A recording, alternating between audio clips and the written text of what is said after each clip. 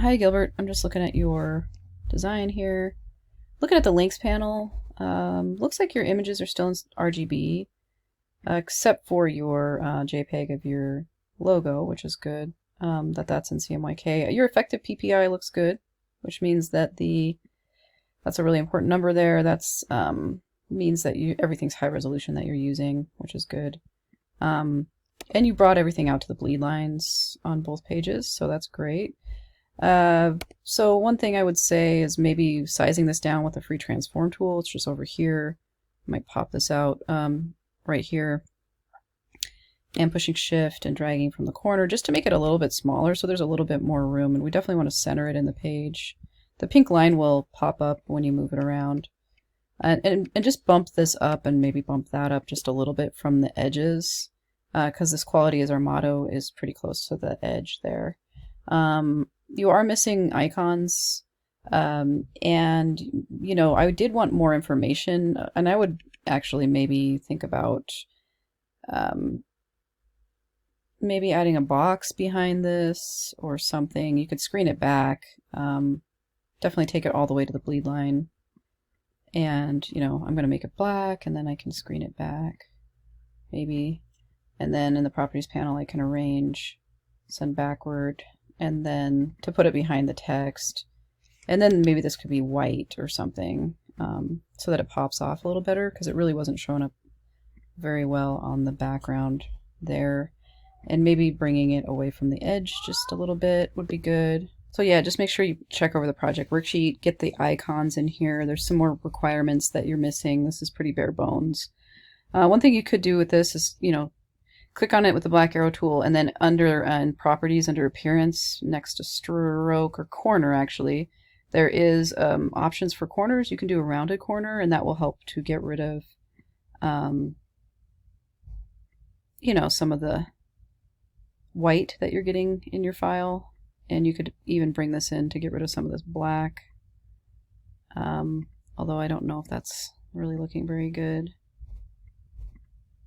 But it's not bad. I think I don't like that black stroke. I don't think it's necessary. But yeah, if you change the corner options on this over here to rounded, and then drag it in from the sides to crop it with the black arrow tool, that works well. And then one thing about your images too, if we go to the links panel, you can see they're in RGB, so we definitely need to do control click, edit with Photoshop. Why is it not showing up? Might have to go searching for it in my applications folder. Here it is. Okay. Why is it not? Not sure why it's doing this. Typically we do a control click on that, and then we can, you know, right click on a Windows machine and then edit with Photoshop. So anyway, definitely open that up in Photoshop, and it might be because of the file type. I'm not quite sure why that's happening, but yeah, you would open it up in Photoshop, and then you would, I guess I can find it in my downloads. This one, and we could go to image mode, CMYK, color, just do a Command S or file save. We can save over the other background.